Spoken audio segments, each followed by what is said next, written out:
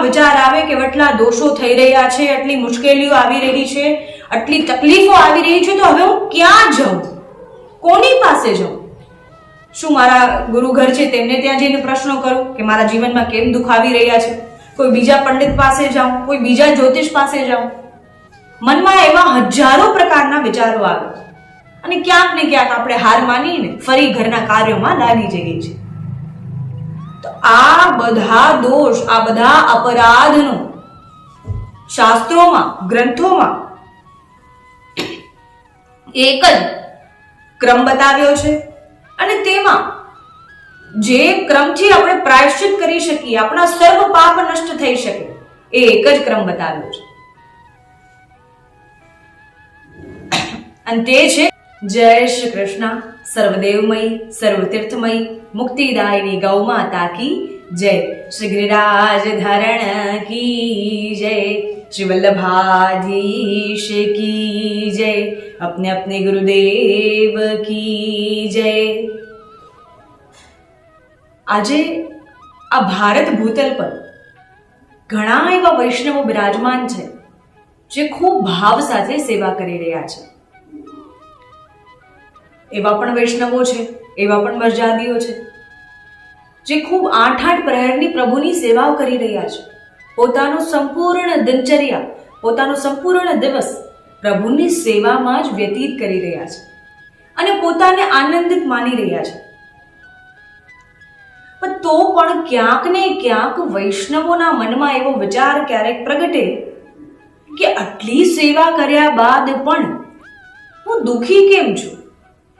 હું તો આખો દિવસ પ્રભુની સેવા કરતો રહું છું અથવા કરતી રહું છું, પ્રભુની સેવાના સુખમાં જ મારું સુખ જોઈ રહી છું, તો પણ હું દુઃખી કેમ છું? તો પણ મારા જીવનમાં દુઃખ કેમ આવતું જ રહે છે? તકલીફો આવવી, મુશ્કેલીઓ આવવી, કોઈ પણ શુભ કાર્ય કરીએ એમાં બાધાઓ આવવી, તો પણ દુઃખી કેમ છીએ? ઘણા વૈષ્ણવો મનમાં વિચાર કરે કે આટલી સેવા કર્યા બાદ તો એ ભગવદીયના જીવનમાં દુઃખ આવવું જ ન જોઈએ, દૂરથી જ જોઈને ભાગી જવું જોઈએ. તો પણ મારા જીવનમાં કેમ એટલું દુઃખ આવે છે? આપના ઘરમાં પણ એવો વિચાર આવે? આપને સેવા કરતા કરતા ક્યારેક એવા વિચારો આવે, સેવા કરતા કરતા ક્યારેક રડવું આવે, એટલું દુઃખ હોય જીવનમાં કે કદાચ કોઈને કહી પણ ન શકીએ, મનમાં એટલા વિચારો ચાલતા હોય. અને ઘણા વૈષ્ણવોની એવી ફરિયાદ પણ રહે છે અને લગભગ જોવા જઈએ તો બધા દુઃખી પણ છે ખરેખર. એનું કારણ શું છે? શ્રી આચાર્યજી, શ્રી મહાપ્રભુજી એમના ગ્રંથોમાં, એમના સિદ્ધાંતોમાં આપણને ઘણા મૂળભૂત કારણો બતાવ્યા છે કે જેના કારણે કદાચ આપણે દુઃખી હોઈએ, કદાચ પ્રભુ આપણા પર કૃપા ન કરતા હોય, ઠાકોરજી આપણને સાનુભાવ ન જતાવતા હોય, ઠાકોરજી પ્રસન્ન છે કે નહીં એ આપણને ખબર ન પડતી હોય, જીવન ચાલ્યું જ જાય છે પણ જીવનમાં શું થઈ રહ્યું છે એ જાણવા માટે આપણે સભાન ન હોઈએ. એમના સિદ્ધાંતોથી આપણને ઘણા મૂળભૂત કારણો પ્રાપ્ત થાય છે જેના કારણે વૈષ્ણવ દુઃખી છે એવી ફરિયાદ કરતો રહે છે. તો એ આપણે કારણો તરફ જોઈએ.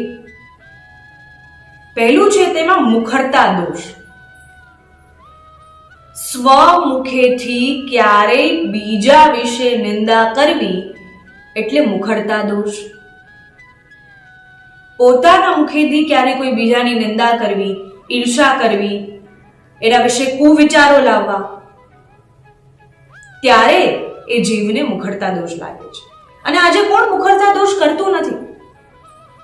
આજે કોણ મુખરતા દોષનો દોષી બનતો નથી? બધા મુખરતા દોષના દોષી બની રહ્યા છે. કેમ કે જ્યારે આપણે કોઈ સાથે વાત કરીએ છીએ, મળીએ છીએ, ત્યારે લૌકિક ચર્ચાઓ વધી ગઈ છે.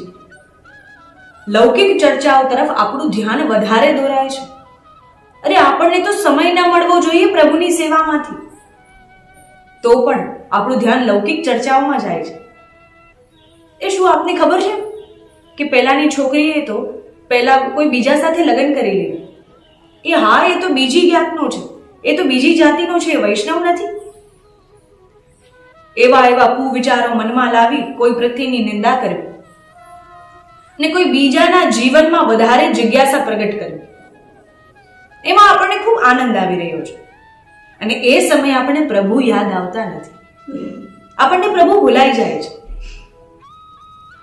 ક્યારેય પણ કોઈ પણ વાત કરવી, સેવક એ જ છે, ભગવદીય એ જ છે કે દરેક વાતમાં ફરી ફરીને પ્રભુને લાવે.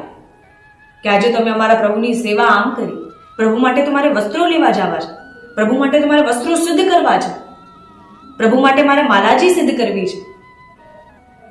એવા વિચારો પ્રગટ થવા જોઈએ, એવો ભાવ પ્રગટ થવો જોઈએ. એના બદલે તો આપણે લૌકિક ચર્ચાઓમાં સમય વ્યતીત કરી રહ્યા છીએ, સમયને વેડફી રહ્યા છીએ. અને ત્યારે આપણને જાણતા અને અજાણતા મુખરતા દોષ લાગે છે. પહેલી કોઈ બેન છે અને એ મુખરતા દોષમાં આપણે આપણા ગુરુઘરોને પણ બદનામ કરીએ છીએ.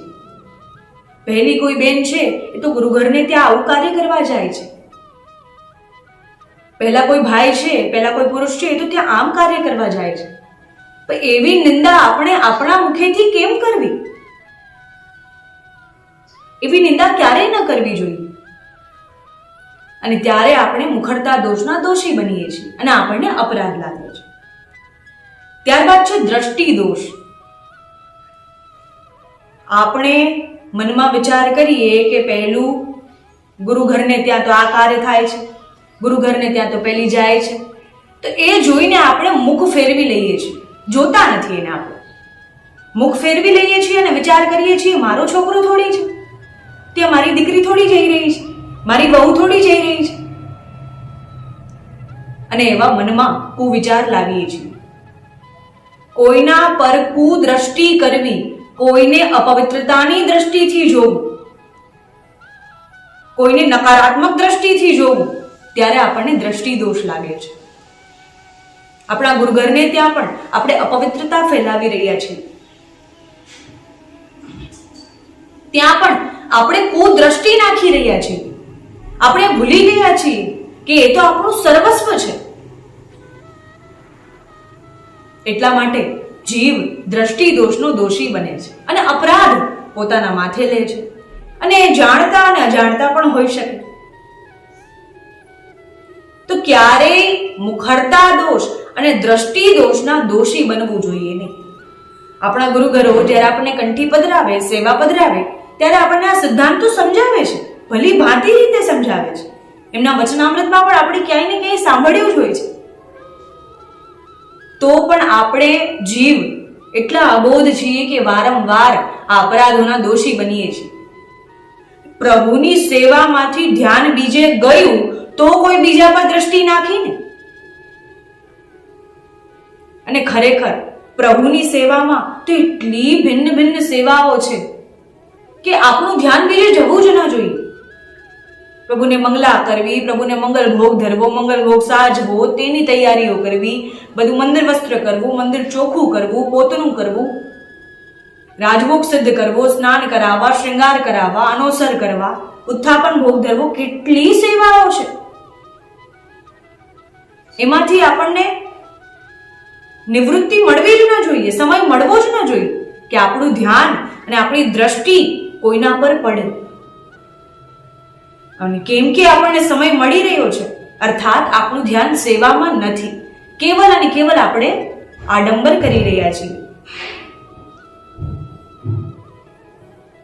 તો ક્યારે જીવે આ મુખરતા દોષ અને દ્રષ્ટિ દોષના દોષી ન બને તેટલો પ્રયાસ કરવો જોઈએ. આપણા ગુરુઘરો પણ આપણને એ જ સમજાવે છે કે મહાપ્રભુજીના સિદ્ધાંત છે, શ્રી આચાર્યજીના સિદ્ધાંતોમાં આપણને જાણવા મળે છે કે આવા દોષો તો વૈષ્ણવે માથે ન જ લેવા, અપરાધી ન જ થાવ. ત્યારબાદ આપણને જ્યારે કંઠી પધરાવે અને આપણને ત્યારે ભગવત સેવા કરવાની આજ્ઞા કરે છે. અને ત્યારે આપણને સમજાવે છે કે આ ભગવત સેવા કરો, સેવા પ્રણાલિકા સમજાવે છે. અને જ્યારે સેવા પ્રણાલિકા સમજીએ છીએ ત્યારે આપણને વિચાર આવે છે કે તેમાં તો બધું સમયના ક્રમ અનુસાર કરવાનું છે. કેટલી ઘડી ભોગ આવે એ બધું એમાં સમય અનુસાર લખ્યું છે. અર્થાત સમયની પ્રધાનતા વધારે છે. અર્થાત સમયનો ક્રમ એ આપણે જોવો આવશ્યક છે. પ્રભુની સેવા કરવામાં ક્યારેય આપણે અવેર ન કરવી જોઈએ. અને જ્યારે આપણા ગુરુઘર આપણને પ્રભુની સેવા પધરાવે છે ત્યારે તો એ પોતાનું સર્વસ્વ, પોતાની ધરોહર, પોતાના જીવનની સંપૂર્ણ પૂંજી આપણને પધરાવી રહ્યા છે. અને ખરેખર આપણે એટલા અબોધ જીવો છીએ કે એમની સેવા પણ બરાબર કરી શકતા નથી. સેવામાં પણ કેટલી ત્રુટિઓ કરીએ છીએ. આખો દિવસ સેવા તો કરીએ છીએ પણ એમાં ત્રુટિઓ કેટલી કરીએ છીએ. આજે અગર આપણે 7 વાગે સવારે પ્રાતઃકાલ મંગલા કરી તો આવતીકાલે 7:01 મંગલા કરીએ છીએ તો એ ખરેખર સેવા નથી. ત્યાં પ્રભુ બિરાજતા નથી. ત્યાં કેવલ અને કેવલ આપણે મૂર્તિ સ્વરૂપની, વિગ્રહ સ્વરૂપની સેવા કરી રહ્યા છીએ. ક્યારેય વૈષ્ણવે સમયમાં અવેર ન કરવી જોઈએ. પ્રભુને જે સમયે જે થતું હોય એ જ સમયે કરવું. આપણે જ્યારે બ્રજમાં જવાનું હોય, બહાર ગામ જવાનું હોય ત્યારે આપણે 2 વાગ્યાની ટ્રેન હોય બપોરની તો આપણે 12 વાગે તો ઘરેથી નીકળી જઈએ છીએ. અર્થાત આપણે ટ્રેનના સમયનું પણ એટલું માન રાખીએ છીએ. નહીંતર તો એ ટ્રેન વહી જશે, બ્રજમાં જવાનું રહી જશે. તો આપણે પ્રભુની સેવામાં કેમ ક્રમ રાખી શકતા નથી? જ્યારે કોઈનો જન્મદિવસ હોય ત્યારે રાત્રે બરાબર 12 વાગે જ આપણે એને ભેટ કરીએ છીએ. બરાબર 12 વાગે જ એને શુભેચ્છાઓ પ્રગટ કરીએ છીએ. તો તેવામાં કેમ આપણને કઈ વિલંબ થતો નથી? કેમ કે તેમાં આપણી લૌકિક રુચિઓ છે, તેમાં આપણી લૌકિક ઈચ્છાઓ પ્રગટ થઈ રહી છે. અર્થાત આપણું પ્રભુની સેવામાં ધ્યાન નથી. અર્થાત આપણે સેવા વિશે વિચાર કરતા જ નથી. નકર કરતા હોઈએ, પ્રભુની સેવામાં રુચિ હોય તો એ પ્રમાણે વૈષ્ણવ ક્રમ ગોઠવે ને કે મારે તો પ્રભુને 8 વાગે મંગલા કરી લેવી છે, તે પહેલા ઘરનું બધું કાર્ય પરવારી લેવું છે. જેમ એક નાનું બાળક લૌકિકમાં હોય, એ બપોરે 12 વાગે જાગી અને તરત દૂધ માંગે તો તમે શું બીજા કાર્યોમાં લાગ્યા રહેશો? ન જ લાગી શકો ને. કેમ કે ત્યારે બાળક રડી રહ્યું છે, ત્યારે મારા બાળકને દૂધ પીવું છે, મારા બાળકનો આ દૂધ પીવાનો સમય છે. આપણા સાસુને કહીએ મમ્મી થોડી વાર આ કાર્ય કરી લો ને, મારું બાળક જાગી ગયું છે, લાલો જાગી ગયો છે, એને દૂધ પીવડાવવું છે. ત્યારે કઈ રીતે આપણે સમયથી, કેમ કે બાળક રડી રહ્યું છે એટલા માટે, તો શું આપણા પ્રભુ આપણી પ્રતીક્ષા નહીં કરતા હોય કે કાલે તો પેલી આવી અને 7 વાગે મંગલા કરાવી ગઈ, આજે તો 7:10 થઈ ગઈ તો પણ હજી લગી આવી નહીં, હજુ સુધી એ આવી નથી. તો ત્યારે એ સેવા નથી, કેવલ અને કેવલ આપણે દેખાડો કરી રહ્યા છીએ કે હું સેવા કરું છું, હું તો વૈષ્ણવ છું. કેવલ અને કેવલ કંઠી ધારણ કરવાથી કોઈ વૈષ્ણવ થઈ જતું નથી. એ વૈષ્ણવોના ગુણધર્મો પણ આપણામાં હોવા જોઈએ. એ સેવાના ક્રમ અનુસાર આપણે સેવા પણ કરવી જોઈએ. તો એટલા માટે આપણે સમયની અવેર કરતા નથી અને એટલા માટે મનુષ્ય દુઃખી છે. ત્યારબાદ પ્રભુને ત્યાં ને ત્યાં આપણે સ્નાન કરાવીએ, મંગલા કરાવીએ, ત્યાં ને ત્યાં પાછા ભોગ ધરી અને પોઢાડી દઈએ છીએ. ત્યારે આપણે ઘણા એટલે ઘણા પ્રભુમાં વિનિયોગ કરીએ છીએ, ઘણા પ્રભુમાં ખર્ચા કરીએ છીએ કે પ્રભુને હું પહેલો મનોરથ કરું, પ્રભુને આ મનોરથ કરું. પણ એની સાથે સાથે આપણા મનમાં કેટલા કુવિચાર ચાલી રહ્યા છે, આપણા મનમાં કેટલી અપવિત્રતા ચાલી રહી છે. કોઈના પ્રત્યે ઈર્ષા કરવી, કોઈના પર બૂમાબૂમ કરવું, કોઈના પ્રત્યે દુર્વ્યવહાર કરવો, નિંદા કરવી. આપણને એમ લાગે છે કે પ્રભુ પોઢી ગયા છે, પણ પ્રભુ ખરેખર પોઢી ગયા નથી. એમના કર્ણો દ્વારા એ બધું શ્રવણ કરી રહ્યા છે કે આ તો મારો એ જ ભક્ત છે જે સવારે ખૂબ ભાવથી સેવા કરે છે અને અત્યારે કોઈની નિંદા કરે છે. કોઈની ઈર્ષા કરે છે, કોઈની બુરાઈ કરે છે. અને ત્યારે પ્રભુ ખરેખર દુઃખી થાય છે. આપણા ગુરુઘરોએ આપણને એમની ધરોહર પધરાવી છે, એમની સેવા, એમના સર્વસ્વ એ ઠાકોરજી પધરાવ્યા છે. ઠાકોરજીની સેવા આપણા મસ્તક પર પધરાવી છે, તો આપણે કેટલા ભાવ સાથે એમની સેવા કરવી જોઈએ અને કેટલી એ યોગ્યતા ધારણ કરવી જોઈએ કે હું સેવા કરી શકું. શું ખરેખર આ બધા દોષ વૈષ્ણવ કરતો નથી? કરી રહ્યા છે. ત્યારબાદ પછી મનમાં વિચાર આવે કે આટલા દોષો થઈ રહ્યા છે, આટલી મુશ્કેલીઓ આવી રહી છે, આટલી તકલીફો આવી રહી છે, તો હવે હું ક્યાં જાઉં, કોની પાસે જાઉં? શું મારા ગુરુઘર છે તેમને ત્યાં જઈને પ્રશ્નો કરું કે મારા જીવનમાં કેમ દુઃખ આવી રહ્યા છે? કોઈ બીજા પંડિત પાસે જાઉં, કોઈ બીજા જ્યોતિષ પાસે જાઉં? મનમાં એવા હજારો પ્રકારના વિચારો આવે અને ક્યાંક ને ક્યાંક આપણે હાર માનીને ફરી ઘરના કાર્યોમાં લાગી જઈએ છીએ. તો આ બધા દોષ, આ બધા અપરાધનો શાસ્ત્રોમાં, ગ્રંથોમાં એક જ ક્રમ બતાવ્યો છે અને તેમાં જે ક્રમથી આપણે પ્રાયશ્ચિત કરી શકીએ, આપણા સર્વ પાપ નષ્ટ થઈ શકે, એ એક જ ક્રમ બતાવ્યો છે. અને તે છે ગૌ સેવા અને તે છે ગૌ કથા. જ્યારે જ્યારે જીવ એક ગૌ કથા કરાવે છે, વૈષ્ણવ એક ગૌ કથા કરાવે છે, ત્યારે એને 108 શ્રીમદ ભાગવત મહાપુરાણનું પુણ્ય પ્રાપ્ત થાય છે. ત્યારે ત્યારે એ સર્વસ્વ એના પાપ નષ્ટ કરે છે અને પુણ્યની પ્રાપ્તિ કરતો રહે છે. આટલા આપણે હજારોના ખર્ચા કરી મનોરથો કર્યા, કીર્તન ભજન કેટલું કર્યું, સત્સંગ કર્યા, કેટલા તીર્થ સ્થાનોમાં જઈ અને પોતાના મસ્તક નમાવ્યા, તો પણ તકલીફો અને મુશ્કેલીઓ દૂર થતી નથી. તો આપ એક ગૌ કથા કરાવી જુઓ અને પોતાના જીવનમાં ખરેખર સાત્વિક પરિવર્તનને જોશો. કેમ કે એક ગૌ કથા એ મનુષ્યના સમસ્ત પાપોને નષ્ટ કરનારી છે, મનુષ્યના જીવનમાં પુણ્યોદય કરનારી છે. કેમ કે ગૌમાતા તો પ્રભુની પ્યારી છે, પ્રભુની આરાધ્ય છે ગૌમાતા. તો આપણે પ્રભુની સેવા તો કરી રહ્યા છીએ, પણ આપણે ગૌમાતાને વિસ્મરણ કરી ગયા છીએ, તેમને ભૂલી ગયા છીએ. એટલા માટે આ બધા દોષો ના અપરાધી બનીએ છીએ. કેમ કે આપણા જીવનમાંથી એ સાત્વિકતા વહી ગઈ, એ સાત્વિક ઉર્જા વહી ગઈ. તો એટલા માટે જ કેવલ અને કેવલ દરેક દોષોનું નિવારણ, દરેક અપરાધનું નિવારણ છે એક ગૌ કથા. એ પછી આપણે 3 દિવસની કરાવી શકો, 5 દિવસની કરાવી શકો, 7 દિવસની કરાવી શકો, જેવો પણ આપનો ભાવ હોય. ઘરે કરાવી શકો, કોઈ મંદિરમાં કરાવી શકો, જેટલું આપનું સામર્થ્ય હોય અને જેટલો આપનો ભાવ હોય. તો ગૌ કથા કરાવવા માત્રથી પોતાના પિતૃઓ પણ પ્રસન્ન થાય છે.